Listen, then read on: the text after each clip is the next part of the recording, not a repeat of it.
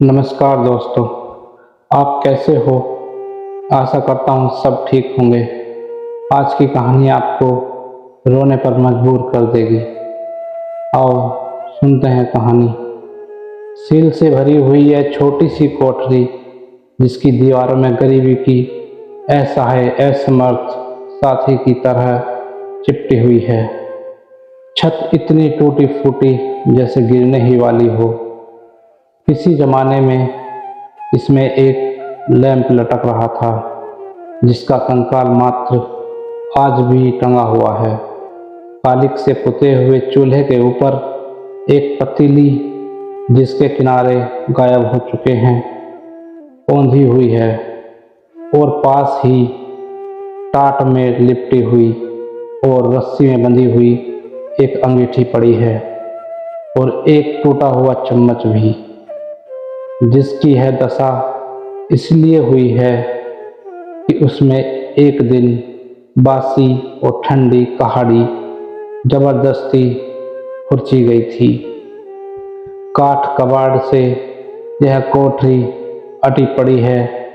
एक झंगोला चारपाई पड़ी है, जिस पर चिथड़ी चादरें हैं और बिना गिलाफ के फटे तकिए। एक तरफ को एक पालना भी पड़ा है, जिसमें एक बच्चा, जिसके सिर बड़ा है, रंग पीला पड़ रहा है, लेटा हुआ सो रहा है। कुंजी और कब्जेदार एक बक्स रखा हुआ है, जिसका ताला खुला हुआ है, क्योंकि कोई मूल्यवान चीज तो उसमें बच नहीं रही है, जिसकी हिफाजत के लिए ताले कुंजी की जरूरत पड़े। इसके सिवाय एक और मेज पड़ी हुई है और 3 कुर्सियां भी, जो किसी जमाने में लाल रंगी गई थी। फिर एक टूटियल अलमारी भी वहीं उनसे सटी रखी है।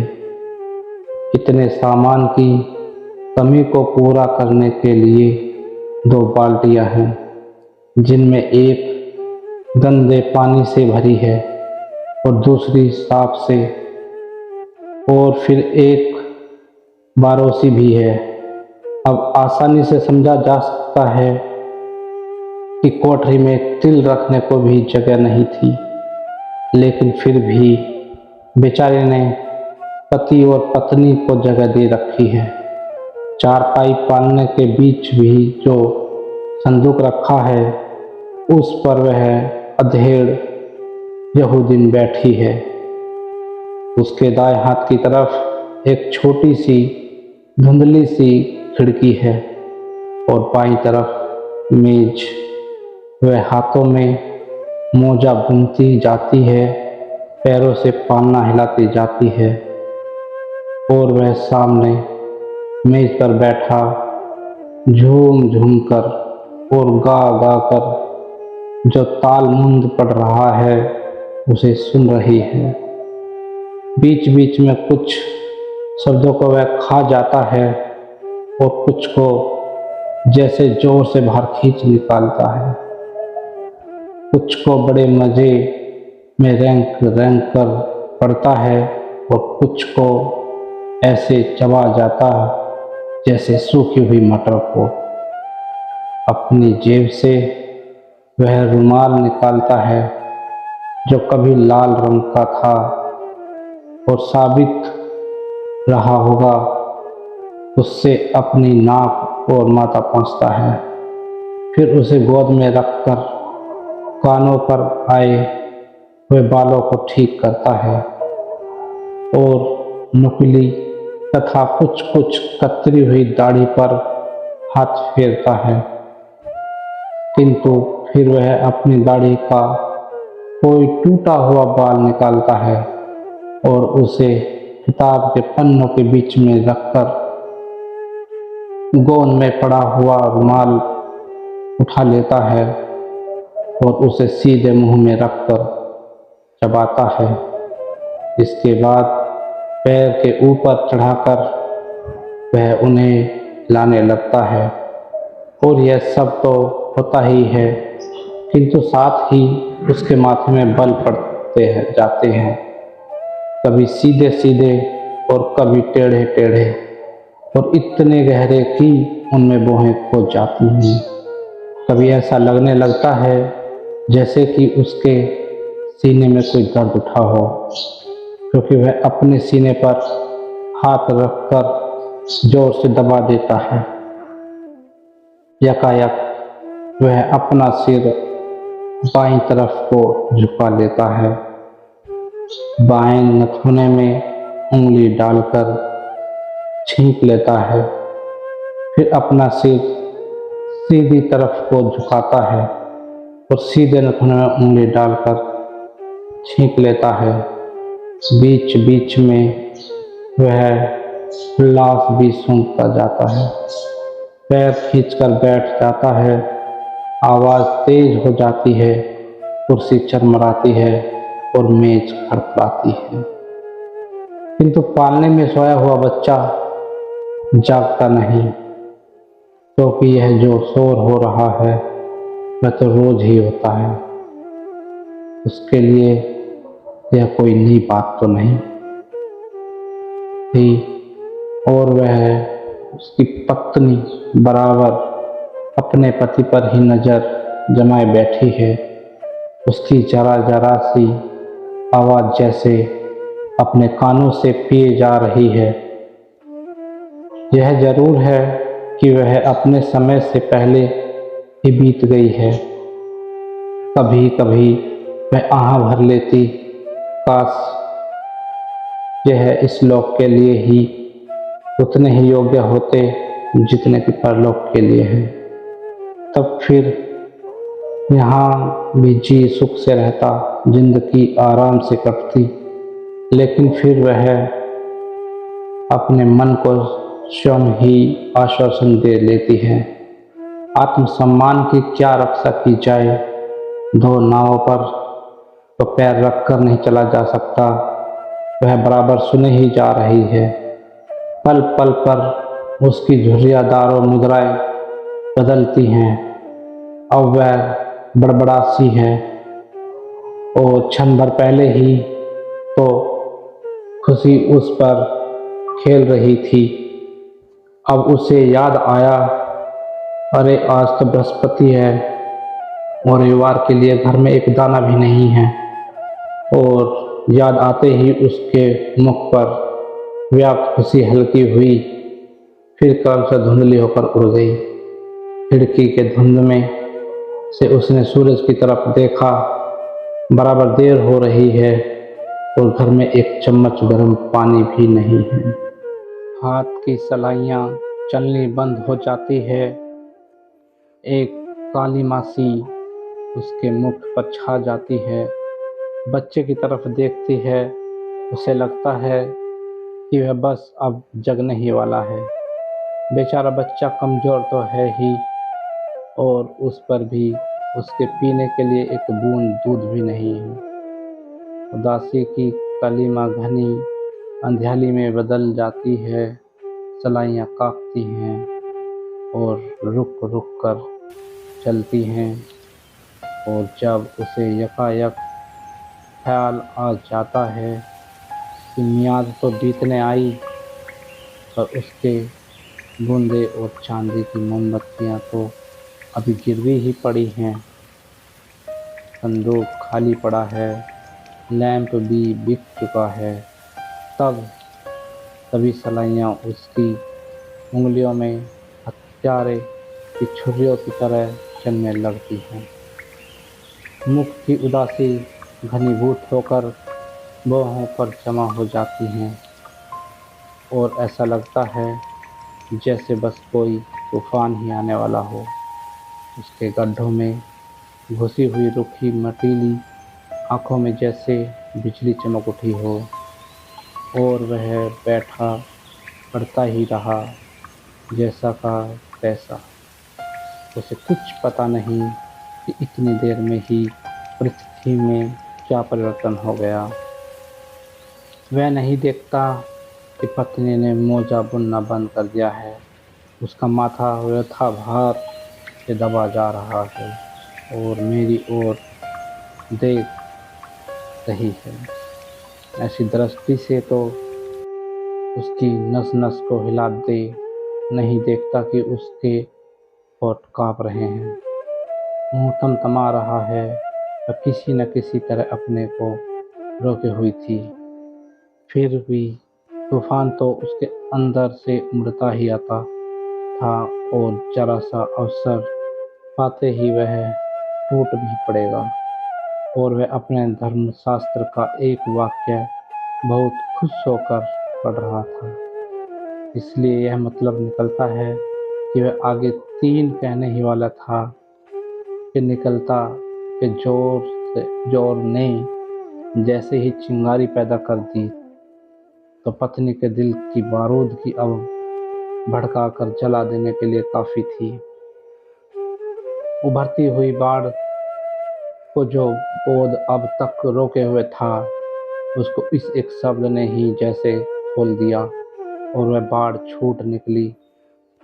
सामने जो कुछ पाया उसे निकलती हुई वह तीव्र गति से वह चली। निकलता है तो कहता है, निकलता है तो निकल क्यों नहीं जाता।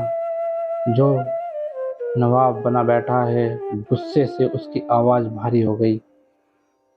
फिर जैसे नागिन की तरह फुफकारती हुई बोली, निकल नहीं जाता। चुप्ती का दिन आ रहा है, आज बृहस्पतिवार है, बच्चा बीमार है, दूध की बूंद नहीं है। हाय उसकी आंखें आग उलगने लगी। उसी और गड्ढे में धंसी हुई छातियां भभक उठी। सांसों में से झंझावात बरस पड़ा और वह पत्थर बना बैठा था। पत्थर खून जैसे सूख गया, सांस बंद हो गई। प्रेत की तरह अपनी जगह से उठा और किवाड़ों में लगकर खड़ा हो गया और पत्नी की तरफ मुंह किया तो देखा कि क्रोधावेश में मारे उसके हाथ और जीभ दोनों जड़वत हो गए हैं। उसने आंखें जरा मींची और रुमाल को दांतों से दबाया, जोर से सांस ली और तब बोला, सुन, तू जानती है पति सेवा के क्या माने हैं? नहीं जानती और पति के अध्ययन में विघ्न डालती है, हर वक्त उसे कमाई करने के लिए परेशान करती है। उफ, तू बता न, आखिर इन चिड़ियों के बच्चों को कौन खिलाता है? बोलना, चुप क्यों है? भगवान में विश्वास नहीं करती, दुनियादारी के मुंह में उलझे रहना चाहती है। बेवकूफ, कमबख्त औरत, अपने पति के काम में सहायता नहीं दे सकती तो विघ्न भी क्यों डालती है? नरक में जाएगी, नरक में। वह चुप रहती है। उसका मुख पीला ही पड़ जाता है, कपकपाती बढ़ती ही जाती है। पति महोदय को सह मिल जाती है। पत्नी की घबराहट उसमें दृढ़ता पैदा कर देती है। अरे हरामजादी, नरक की आग में पड़ेगी, नरक की आग में। पापिन, वहाँ तेरी जीभ खींची जाएगी। जीभ सब पापों का फल भुगतेगी अच्छी तरह और पति का विरोध करने का मजा चखेगी। वह चुप थी, चुप रही। चेहरा सफ़ेद हो पड़ गया और वह मन में जानता है कि मैं गलती कर रहा हूँ, व्यर्थ ही निर्दयी बन रहा हूँ, बेचारी की कमजोरी से नीच फायदा उठा रहा हूँ। पर अब वह भी करे तो क्या? गुस्सा हद से जो बाहर हो गया है, उसने फिर धमकाना शुरू किया। तू जानती है दफनाने के क्या मानी हैं? नहीं जानती, कभी नहीं जान सकती। नरक में दफनाने के माने हैं खाई में फेंक कर जाना और फिर ऊपर से पत्थरों की मार से उस खाई का पाटा जाना। समझी? कभी नहीं समझ सकती, कभी नहीं। तो ऐसे ही दफनाई जाएगी। और जानती है तपाना किसे कहते हैं? तेरी क्या खाक समझ में आएगा, कभी समझ में नहीं आ सकता, कभी नहीं। अरे आग में जलाई जाएगी, आग में, और तेरा पेट फाड़ कर उसमें पिघला हुआ शीशा उड़ेल दिया जाएगा। और कत्ल समझती है, तलवार से तेरा सिर काट दिया जाएगा। इस तरह से फक से और फांसी दी जाएगी। तुझको फांसी सुनती है, फांसी दी जाएगी, फांसी। अब समझी? कुछ नहीं समझी, नहीं समझी। अरे कभी नहीं समझ सकती तू, कभी नहीं। पति का विरोध करने से यही चारों सजाएं मिलती हैं, और करेगी। अब कभी जवान राजी ए बेचारी के लिए उसके दिल में दर्द उठ रहा था, पर आज पहली बार उसकी पूरा पूरा रोब जम सका है उस पर, और वह समझा है कि मैं मर्द हूँ। बेवकूफ औरत। आज उसकी समझ में आया कि पत्नी को समझना कितना आसान है। ऐसा पाप पड़ता है अपने पति देवता का अपमान करने से। समझ ले आज अच्छी तरह। वह एक बार जोर से चीखा और चल दिया। मैं पढ़ने के कमरे में जा रहा हूँ, उसने जरा मुड़कर विनम्र स्वर में कहा, और भड़क से दरवाजा बंद करके अंदर चला गया।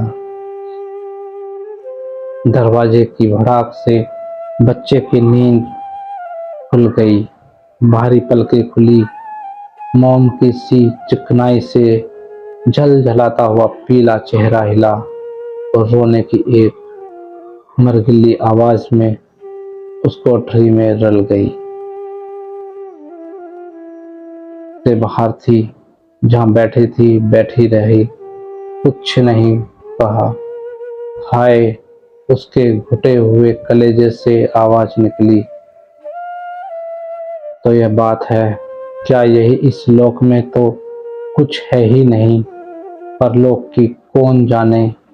वह कहता है फांसी लगेगी, पत्थर पड़ेंगे, आग में झोंकी जाएगी, सर काटा जाएगा, गला घोटा जाएगा, फांसी लगेगी, उबलता हुआ शीशा पेट चीरकर उड़ेला जाएगा, पति की बात न मानने पर, धर्मशास्त्र के विरुद्ध कार्य करने पर। हा हा हा हा। फिर वह एकदम जैसे अत्यंत व्यग्र हो उठी। हूँ, मुझे फांसी लगेगी, लेकिन यही यही अभी यही इंतजार किसका करना है? अब बच्चे ने और जोर से रोना शुरू किया, परंतु वह बहरी बनी रही। रस्सी रस्सी और कोठरी में चारों तरफ वह पागल की तरह घूमने लगी, कोना कोना देखने लगी। रस्सी रस्सी किधर गई? मैं चाहती हूँ मेरी हड्डी भी उसके हाथ न लगे। कम से कम इस नरक से तो पहले छुट्टी ले लूं आज। जरा मजा तो चखे, मैं बच्चे को एक दिन पाल कर तो देखे, तब सब चर्बी छट जाएगी आंखों की। मैं अब बहुत सह चुकी हूँ, अब और नहीं सह सकूंगी। बस अब यह आखिर है, अंत होगा होगा। रस्सी रस्सी। उसकी अंतिम चीख ऐसी थी जैसे आग में जलते हुए किसी आदमी की सहायता के लिए पुकार हो। उसे याद है कि एक रस्सी कहीं न कहीं पड़ी है। ओह ठीक है, अंगीठी में बंधी हुई है, अंगीठी में वही होगी जरूर। वह दौड़ गई, अंगीठी से बंधी हुई रस्सी खोली, कैसे कोई अमूल्य निधि पा गई। सिर उठाकर छत की तरफ देखा, लैंप वाला कुंदा मौजूद है। बस अब मेज पर चढ़ने की कसर है। वह चढ़ती है, पर मेज पर से उसने देखा कि बच्चा यकायक चौंक कर उठ पड़ा है और एक किनारे से झुककर पालने के बाहर जाने की कोशिश कर रहा है। कमजोर है ही, कहीं गिर और वह मरियल आवाज में शुभ का माँ माँ माँ। उसे नए सिरे से गुस्सा चढ़ा।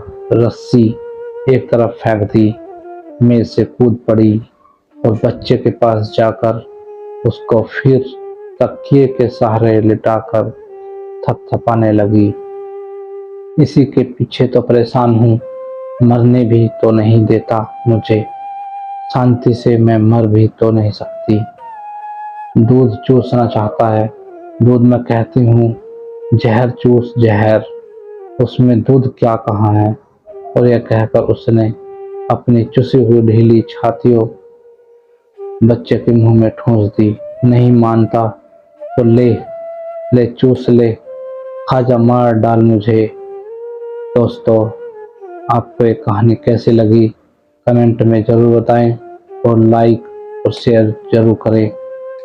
दोस्तों, हमेशा आपको यही सीख मैं देना चाहूँगा, कभी भी अपनी वाइफ को और अपने बच्चों को अपने से दूर ना होने दें और मिलजुल कर रहना सीखें, क्योंकि वो ही तुम्हारा फ्यूचर है, बच्चे ही तुम्हारा सब कुछ हैं। जय श्री राधे, जय श्री कृष्णा।